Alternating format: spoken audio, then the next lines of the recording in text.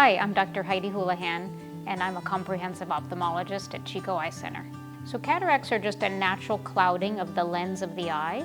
When we're born, our lens is perfectly clear, and then gradually as we get older, the lens becomes yellowy and cloudy. And that tends to occur in our 60s, 70s, 80s, even 90s.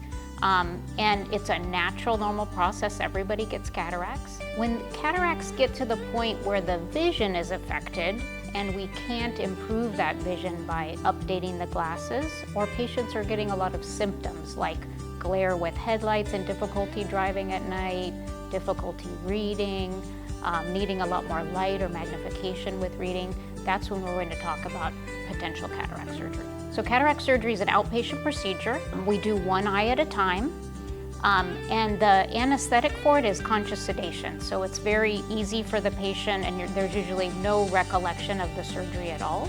And the cataract surgery involves removing the cataract or cloudy lens and then replacing it with a new synthetic lens that's made to last your lifetime.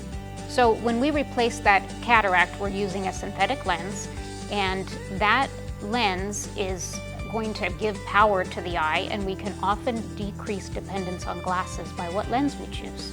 There's lenses that we consider monofocal lenses that just have one distance.